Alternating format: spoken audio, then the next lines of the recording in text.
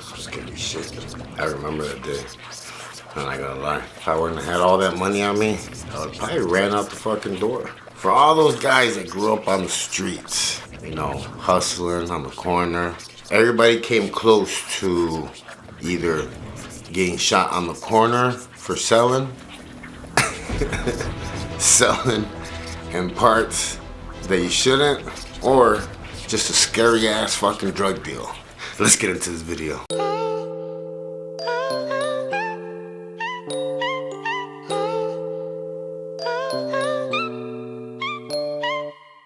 Cartel got me working for the big faces. Federale got my car full of brick cases. Hit the pen with a grin, there ain't no faking. I was picked to my back for my shoelaces. Got out, should've seen the look on they faces. All jealous cause your boy stacking hella paper. Set up by the crew, they done put a banger in the trunk of my car and left me to hang there. No thing, then attorney went and beat the case.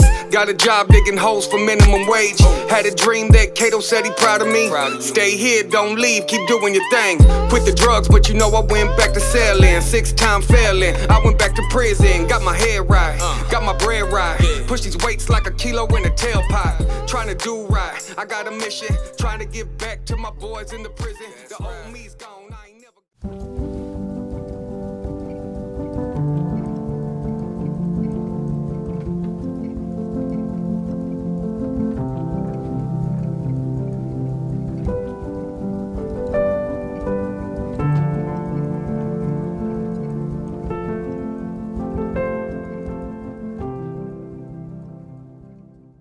Hey, what's up guys? My name's JC. I am Raw and Strong.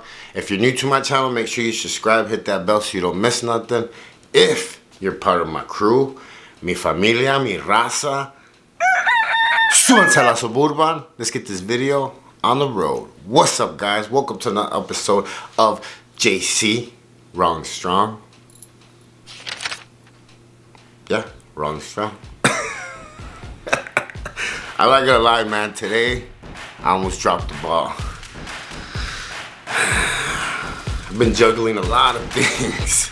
I just started my acting classes. I just started putting together my mentoring program.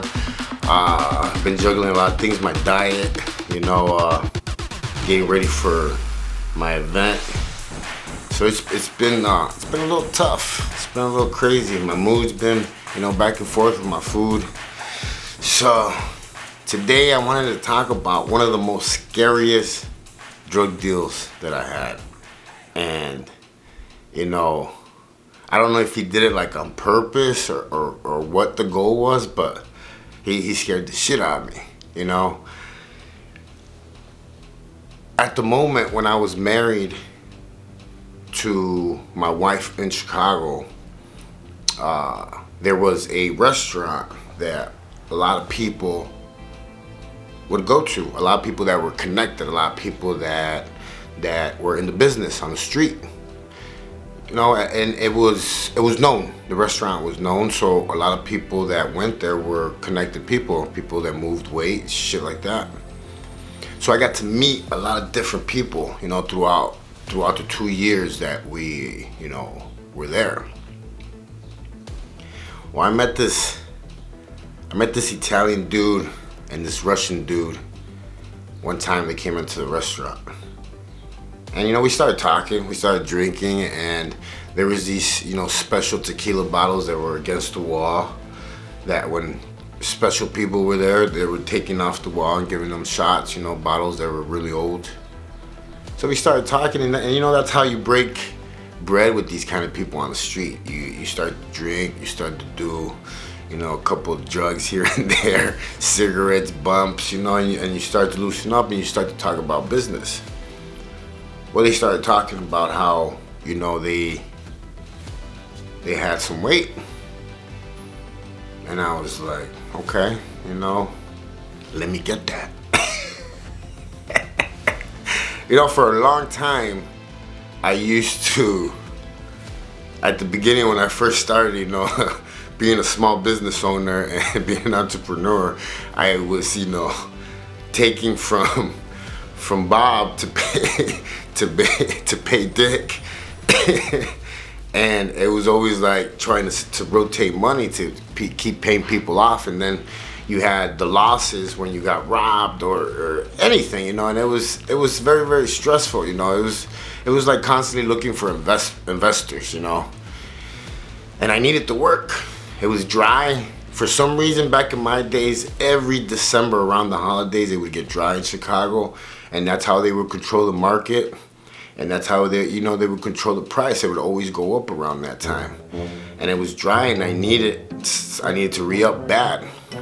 You know, in that business, when you don't re-up, you know, a lot of people go somewhere else, and then they stick with them because they get better prices, shit like that. So I start talking to him.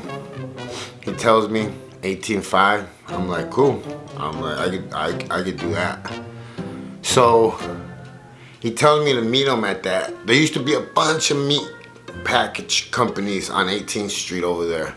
A bunch of them. They used to be all lined up next to each other. They knocked them all down mostly now, but they used to be there. So he told me to meet him there. So I get there, and it's like midnight.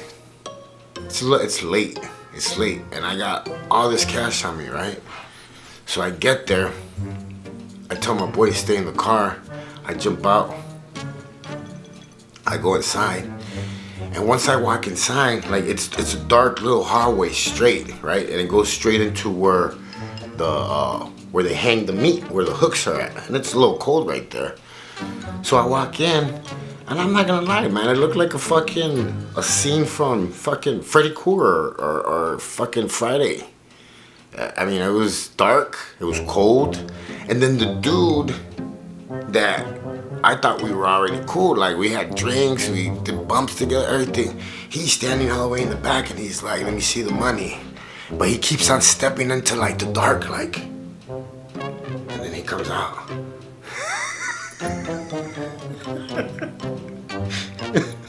I'm not gonna lie. I was like, I was coked out so that he made me more paranoid, you know what I mean? So he would say, alright, stop, be serious. I did some stupid ass shit in my life, you know that? Some stupid ass shit. He steps out of the dark, right? He's like, where's the money? And then he steps back. And I'm like, what the fuck? I was like, money's right here. I was like, are we cool, man? Like, is everything good? And he comes out, he's like, I'm just gonna count the money. And then steps back in. And I'm like, this motherfucker, man, he watched too many fucking movies or something. So he has his work come, take the bag, you know, they count it. And then he's like, okay, we're good. Wait, hold on. He's like, okay, we're good.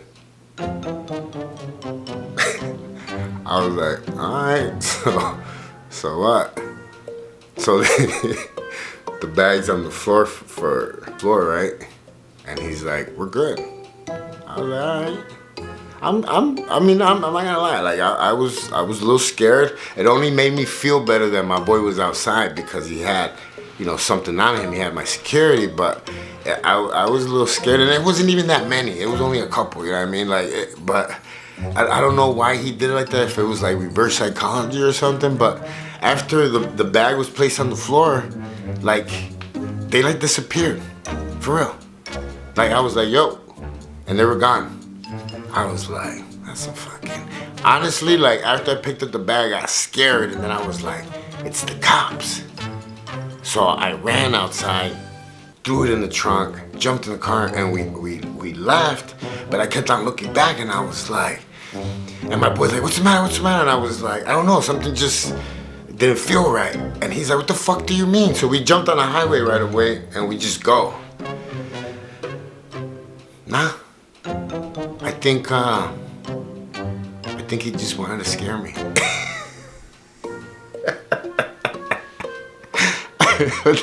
But, you know, and I've had some pretty scary moments, you know. I don't forget, I've been tied up, I've been beat, you know, a lot of things have happened to me.